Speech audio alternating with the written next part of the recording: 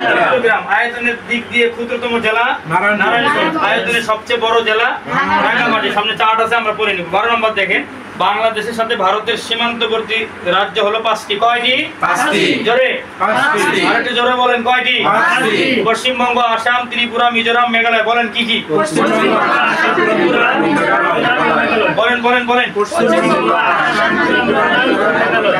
বলেন আরেকবার বলেন। পশ্চিমবঙ্গ, আসাম, ত্রিপুরা, মিজোরাম, মেঘালয়। ভারতের সাথে বাংলাদেশের স্থল সীমান্ত দৈর্ঘ্য 4156 কিলোমিটার, অচিহ্নিত সীমান্ত দৈর্ঘ্য 2 কিলোমিটার। এটা পরীক্ষা বেশি থাকে। অচিহ্নিত সীমান্ত দৈর্ঘ্য কত কিলোমিটার? 2 কিলোমিটার। কত কিলোমিটার? 2 কিলোমিটার। এটা হলো ফেনীর মুহুরীর চর। ফেনীর মুহুরীর চর। বেরুবাড়ি সীমান্তে বাংলাদেশের পঞ্চগড় জেলায় অবস্থিত। বেরুবাড়ি সীমান্ত কোথায়? তামাবিল সীমান্তের সাথে ভারতের ডাউকি শহর অবস্থিত। তাহলে তামাবিল সীমান্তের সাথে ভারতের কোন শহর?